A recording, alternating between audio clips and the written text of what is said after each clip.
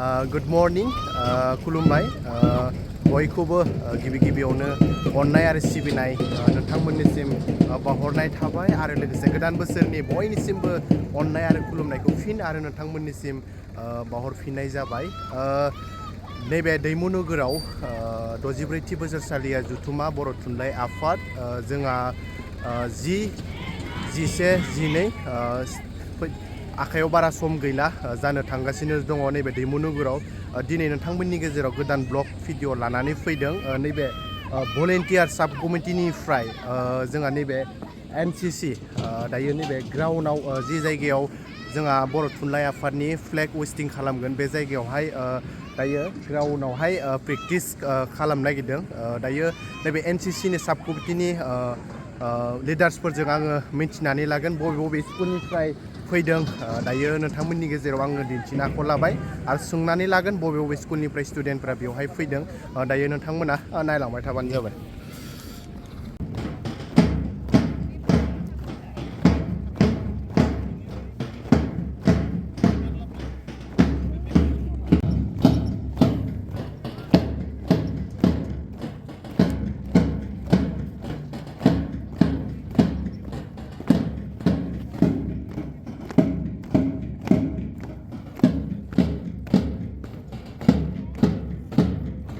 बे समाव जोंहा नैबे भलेन्टियारनि साब कमिटिनि चेयारमेन सार आदा दङ नैबे भलेन्टियारावहाय साबेसेया बाहागो लागोन सार नैबे भलेन्टियार एनसीसीआवहाय जोंनिफ्राय गासै सा 300 जे जोंनि साब कमिटिनिफ्राय जोङो बाहागो लागोन लोगोसे बेयावहाय आरो दा मार्च पास खालामनो थाखाय मेनलि 11आव जेनेबा बेयावहाय माखासे स्कुला बाहागो लाफागोन जेरै जोंनि डिमाकुचिनिनो एनआरजि रिडेन्स स्कुल डन बस्क' रौतानिफ्राय नर्थ इस्ट पाब्लिक स्कुल बिसोरो 100 जन फैगोन आरो खैराबारिनिफ्राय एनआरजिएस भेरगावनिफ्राय कस्तुरबा गान्धी बिसोरो जोंनि बे फैगौ 11 जिथु फ्लेग होस्टिं खालामनाय बे गार्डआव उनाव बेयाव जोंहा मार्च पासबो बिसोरो बाहागो लागोन आरो जोंनि साब कमिटिनिफ्राय जोंनि साब कमिटि डिमाकुचिनिफ्राय गासै सा 300 बाहागो लागोन। सारनिसिम साबायखर थाबाय नैबे बेखिनि बाथ्राखौ सार बिथाङा फोरमायनानै होबाय दायो नैबे एनसीसीआ दायो प्रेक्टिसा सोलिगोन नोंथांमोना दिन्थिनो आखायाव लागोन नोंथांमोना नायलांबाय थाबानो जाबाय सारनिसिम साबायखर बावनाय थाबाय।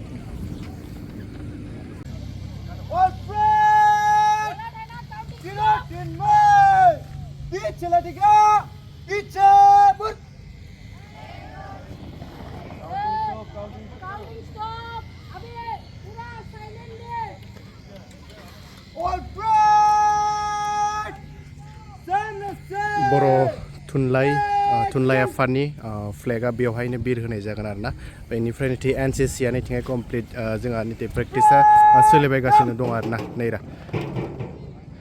दिनै फार्स्ट टाइम नैबे ग्राउन्डआवहाय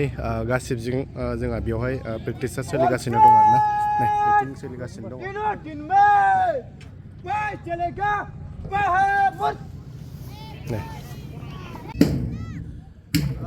गिबियावनो दैमु नोगोरनिफ्राय भलेन्टियार साब कमिटिनि जानानै जोङो खुलुमनाय जासिहरबाय जोंहा एनसीसी जि ट्रेनिं बे ट्रेनिंआ दैमु नोगोराव दिनै गिबि खेब गुबुननिफ्राय सफैनो हानाय एनसीसी खालामग्राफोरखौ जों दिनै बेवहाय लिंहरनाय जादों जुथुमनाय जादों जेरैहाय डिमाकुचिनि डन बस्क' फरायसालिनिफ्राय फैदों आरो रेडियेन्स स्कुलनिफ्राय फैदों जोंनि साखाथि थानाय दख'राफोर फारियै खाग्राबारि आरो भेरगावनिफ्रायबो एनसीसी खालामग्राफोरा जोंनि गेजेराव फैदों आरो बेनि उनाव रौतानि नर्थ इस्ट पाब्लिक स्कुलनिफ्राय नैबेयाव एनसीसी खालामनो फैगोन बिथांमोना गाबोन समफोरनि गेजेराव नैबे एनसीसीआव जयेन जाफैजोबगोन दा जोंनि दख'रानिफ्राय नैबे साब कमिटिनिफ्राय गासै 230 एनसीसी खालामग्राफोरा एनसीसी खालामदों आरो बेयाव गासै 230 बेयाव बाहागो लागोन आरोना एनसीसी केम्प खालामग्राफोरा जोंनि बानजाय आफादनि डिमाकुचिनि बिनि साखाथियाव जोङो खाग्राबारि थाबाय नोरै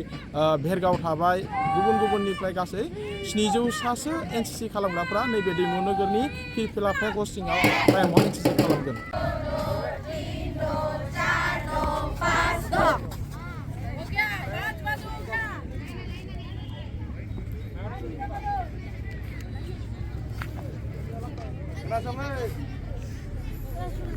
माइमना बबेनि सोमलेगुरि दिमाकुसि ना दे बोरै नांदों खालामनानै एनसिसि खालामनानै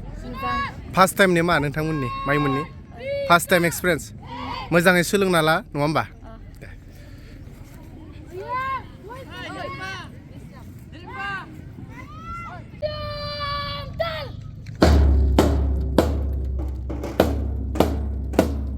lagoy tambay ni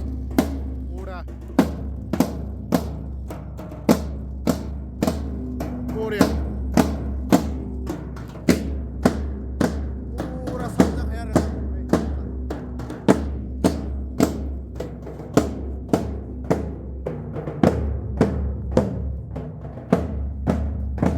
good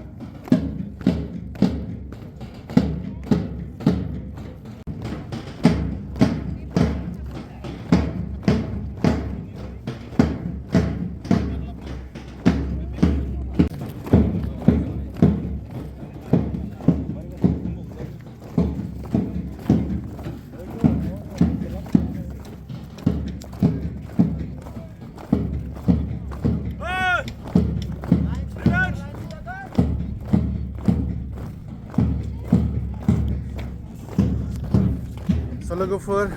भिडिअखौ आङो फोजोबनोसै नैबे एनसिसि ग्राउन्डनिफ्रायनो मानो होनना बुङोबा जोंहा बर' थुनलाइ आफादनिफ्राय वेस्टिंआ जेब्ला जागोन नैबे